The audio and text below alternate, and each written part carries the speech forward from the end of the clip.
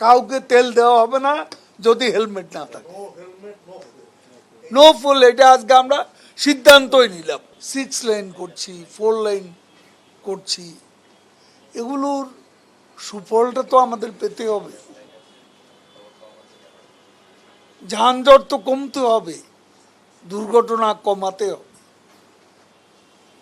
দুর্ঘটনা নিয়ে নানান কথা আছে, অন্যান্য দেশের হিসাব করেন কত দুর্ঘটনা কোন দেশে।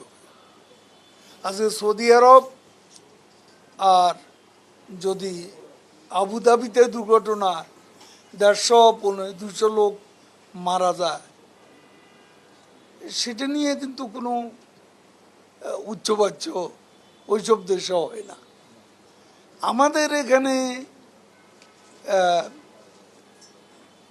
ক্যাজুয়ালিটিটা বেশি হচ্ছে, কারণ হলো মোটরসাইকেলের মতো ইজি বাইকের মতো গাড়ি রাস্তায় চলাচল করছে। একটা ইজি বাইকে 8 থেকে 10 জন থাকে, এই 8 থেকে 10 জন একটা বড় গাড়ির সাথে ধাক্কা লাগলে ইজি বাইকে সব মারা যায়, তখন ক্যাজুয়ালিটি বেড়ে যায়। মোটরসাইকেলও ইদানিং আরেক উপদ্রব। আজকে ঢাকা সিটিতে আমরা মোটরসাইকেল অনেকটা নিয়ন্ত্রণ করেছি। এখানে হেলমেট ছাড়া নর্মালি দেখা যায় না, সবাই হেলমেট পরে এবং 2 জন।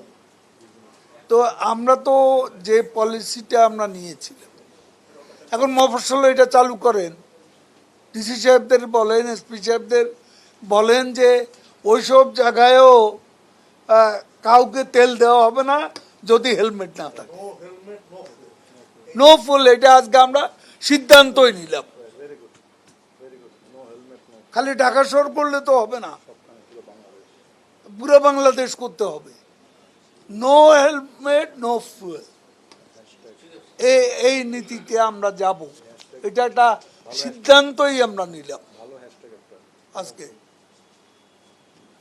একটা দুটা কাজ করি না, মানুষ দেখুক এবং বাস্তবে সুফলটা আমরা পাই।